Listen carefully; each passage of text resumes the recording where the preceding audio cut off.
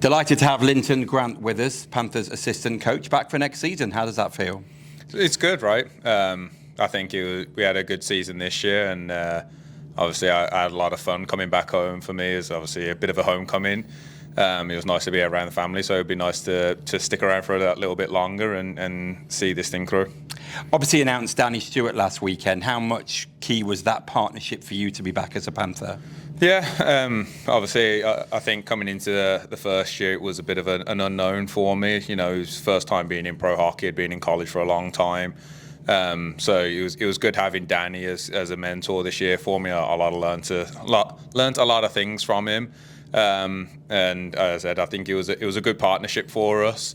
I think we're on kind of two different ends of kind of the personalities, but I think it works quite well for us. Have you learned a lot as well about sort of the game? I mean, not about the game, but you know, how much have you been able to glean from Danny to be able to take it into the role that you're doing?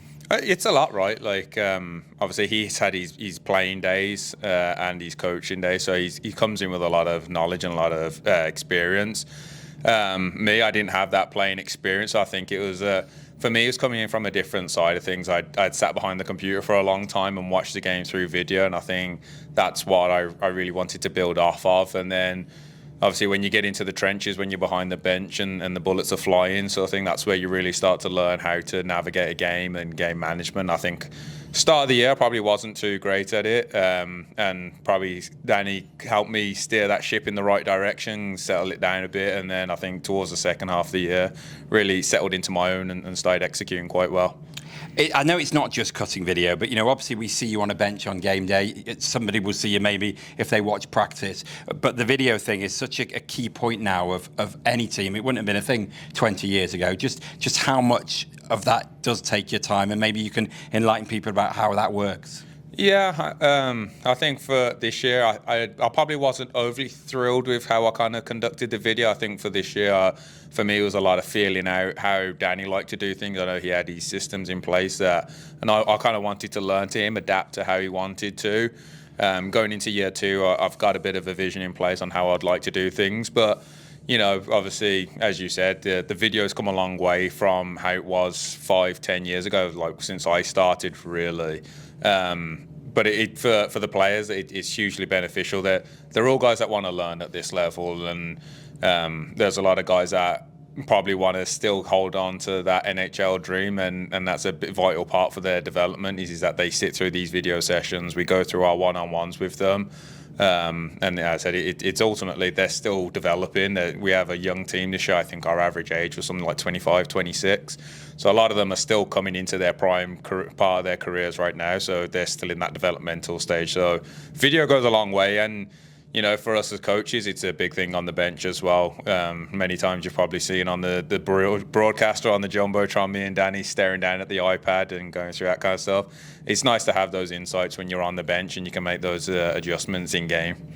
As Sam Hare said in sadly his departure interview, you know, when he announced last week that he's retiring, but he said he's almost sad because he can see the building blocks being made by this club for the future. As someone part of that, can you relate to that and feel that? Yeah, I think right now our goal this year, or the first year, is to start putting Nottingham back on the map, and I think taking the league championship right the way down to even pretty much the last game, even the last period, really. I think that was a big piece for us to start putting that foundation in place. Making the Challenge Cup semi-final, you know, being one goal short ultimately of going to kind of like an overtime or even a finals. I said those are the really good pieces. I think we have a good group in here. Obviously, it's sad to lose Sam. He's a good part of our leadership group, and it would have been nice to have him back. But obviously, he's got to make that decision for his family and everything. Crying, you can't knock him for it. But when that happens, when one door closes, another one opens, right? So it just gives one of these guys a chance to step up and possibly look at expanding into their leadership role. Maybe that if they're not wearing a letter right now, they can work into that role a bit more.